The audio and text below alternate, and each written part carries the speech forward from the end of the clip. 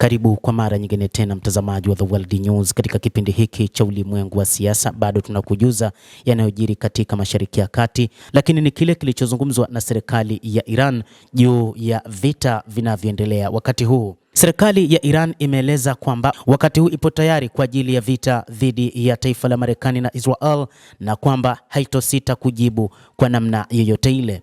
Kupitia Wizara ya Mambo ya Nje ya Iran imesema Iran imejibu shambulio la pamoja la Marekani na Israel siku ya leo Jumamosi, na kusema kwamba nchi hiyo haitosita katika kujibu mashambulizi hayo.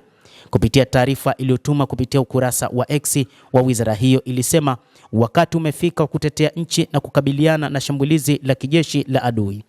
Iran ilisema itajibu kwa dhati baada ya Israel na Marekani kushambulia nchi hiyo licha ya mazungumzo yanayoendelea kuhusu mpango wa nyuklia wa Tehran.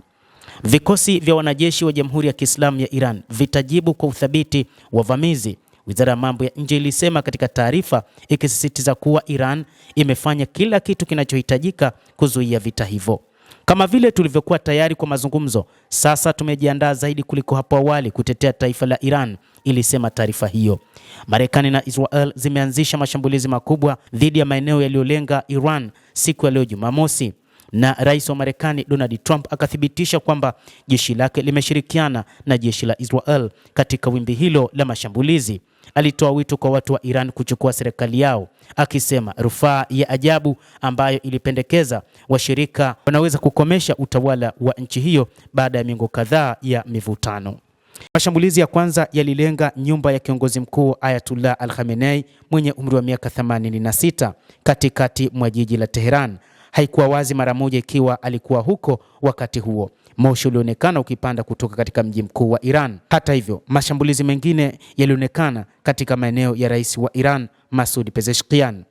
Mpaka sasa inadaiwa kwamba Ayatollah Al-Khamenei, kiongozi mkuu wa serikali ya mapinduzi ya Kiislamu ya Iran, aliondolewa na kwamba alipo hapajulikani.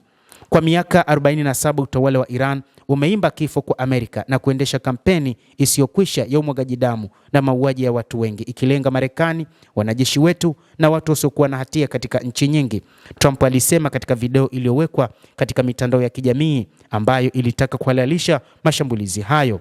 Aliwataka wa Iran kujificha wakati wa mashambulizi, lakini baadaye akasema, tukimaliza chukueni serikali yenu, itakuwa yenu kuichukua. Alimalizia hivyo rais wa Marekani Donald Trump. Mtazamaji, endelea kutufuatilia, tutakuwa tukikufahamisha chochote ambacho kitajiri katika eneo hilo la Mashariki ya Kati kutokana na vita vinavyoendelea baina ya Israel na Marekani dhidi ya Jamhuri ya Kiislamu ya Iran.